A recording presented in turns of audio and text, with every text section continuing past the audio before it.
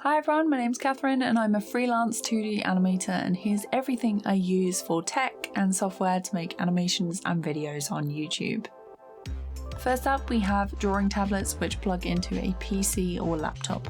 My first tablet was a Wacom Bamboo 1, and at the time it was the smallest, cheapest, most basic non-screen tablet you could get. It was very well used and is now scratched beyond belief, but I think it still works. A few years later, I bought a Wacom Cintiq 13 HD when I was in university. I personally found it easier to draw on a screen, so I prefer these types of tablet. But if you're looking to get one yourself, Wacom are very expensive and there are good alternatives available. When I started to grow on YouTube, I used the Artist 13.3 Pro by XPPen for a couple of years. It was sent to me for a review, but I kept using it because I liked it. It's a really nice HD screen tablet, and the only thing I'd change would be the stand, as it only has one setting. 13 inches is probably the smallest size I'd recommend if you're looking for one. Now, about a month ago, I was sent the Canvas Pro 16 from Huion. It's a couple of inches bigger than my last tablet and has a 2.5K resolution, which has made a difference to working in programs like Blender and TVPaint, where I have a lot of menus open or am focusing on small details in a larger project. It has a really nice build quality, but isn't too heavy. The stand has multiple settings and is super sturdy. There's no parallax or lag with drawing that I've noticed, and it comes with all the usual extras like a glove, wipe, pen, and extra nibs, which are half regular plastic and the other half are felt. And I've been using the felt nibs non-stop. There's a bit more resistance to them, and although I press quite lightly anyway, I'm not so worried about scratching the screen as I usually am. I do recommend a matte screen protector with plastic nibs to make sure your tablet stays nice and unscratched. Now, I haven't used this feature because I don't have one, but Huion says it also works with most Android devices, which is great if you want a bit more screen to draw on. I've been using this tablet every day for a month now, and other than the cables sticking up like this, I haven't been able to find any downsides to using it. So if you have the budget and want one like this, I would recommend it. Next up is microphones. My first mic was the blue Yeti, and I had it set to cardioid when I set up for videos, voiceovers, and live streams. It's not like a regular handheld mic, so don't speak into the top. You want it upright and to speak into the front.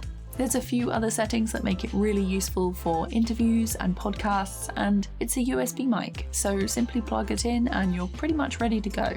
I'm still really pleased with the quality, but it is a hefty weight, so not great for traveling with. I now use a Wave 3 mic from Elgato. The sound quality is good, the software is great. I really like being able to control different parts of my audio when I'm streaming, and it's a lot lighter, so I can use my mic arm with it to adjust everything and move it to wherever I like. The mic arm is clamped to my second desk, so I don't accidentally knock it. You can also get a shock mount and pop filter for this if you're interested. My PC is my pride and joy, and it is an absolute tank that I built myself a couple of years ago. These are the specs, and this is how much it cost at the time. The only thing I do now is upgrade the graphics card and maybe get some extra storage. But I don't really need to, because touch wood, it's all been working great. Every now and then I clean it with this, which blasts air, and to get into more difficult, dusty areas, I just use a soft, clean paintbrush. If you're looking to get a laptop PC or build your own, the way I decided on mine was to make a list of every program I wanted to use and take a look at their recommended specs. I then used those as a starting point to look for the components I wanted and used PC Part Picker to make sure they were all compatible. At the time, graphics cards and CPUs were very expensive, so I had to adjust a few things to make it fit my budget, or at least not go over it too much. My monitor is from BENQ, which was sent to me for review back in 2020, and it really is amazing. The color accuracy is great, and when I'm just browsing, I can switch to a low blue light mode that's easier on my eyes. This one is 32 inches and it's from their designer range, and I definitely get another monitor from BENQ if and when I need one. To record my screen and live stream, I'll use OBS, which you can download for free. My alerts are organised on Stream Elements, and it's super easy to make new scenes in OBS and set up different layouts. Recently, I made an animated PNG tuber in Blender Grease Pencil that I use if my webcam isn't working. I made a tutorial that you can check out here if you're interested in making one yourself. When I'm making a video like this one, I will record and edit my audio in Audacity before taking it into my animation or editing program as a WAV file. As for animation, I've recently been using a mix of TVPaint and Blender. TVPaint I bought when I was a student, as they do a really great discount. It's raster based, perfect for hand-drawn animation, and I've made a couple of free brush packs which you can download on my Gumroad. As for Blender, it's free. It's primarily a 3D program, but its hand-drawn animation feature is called Grease Pencil and is vector-based. I've made a couple of animations in it so far with my brush pack, and I'm really excited to try more stuff and maybe a 2D, 3D hybrid animation at some point. For editing, I use the free version of Davinci Resolve, which I really enjoy using. It's simple and has plenty of free tutorials and plugins to choose from. There is a paid version as well, which unlocks extra features, but for me, the free version is great. When filming, I'll either use my phone or I will borrow my sister's camera, and the built-in mic isn't bad either. I've bought extra batteries for it so I can film longer, and the memory card is just 64 gig.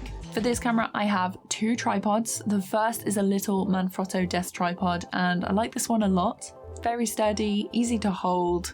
The second tripod is from Neewer and it's great, but I do regret not getting the more expensive one that does overhead shots for flat lays and things. I've been looking at boom arm attachments and quick release plates so I don't have to buy a whole new tripod, but I'll keep you updated on that. My newest and final part of my setup is lighting. I recently bought this set for filming sketchbook and drawing videos, streams, and talking headshots when the lighting is inconsistent. They can be freestanding or plugged in, and on the lowest setting they do last a good couple of hours. You can change the temperature to a warmer or colder light, and there's a panel at the back which will tell you how bright they are and how much battery is left. The stands are very lightweight, so if you get these, try not to knock them, but overall I'm super happy with them. And that's everything I use to make videos and animations. Obviously, if you're looking to start, you definitely don't need all of this. I've bought or been gifted this over the last 4 to 5 years, so use what you have, and when you want to upgrade, do your research and find the stuff that's right for you. If you've got any questions about anything, let me know in the comments. I hope this was helpful, and I'll be back with another video real soon. Bye!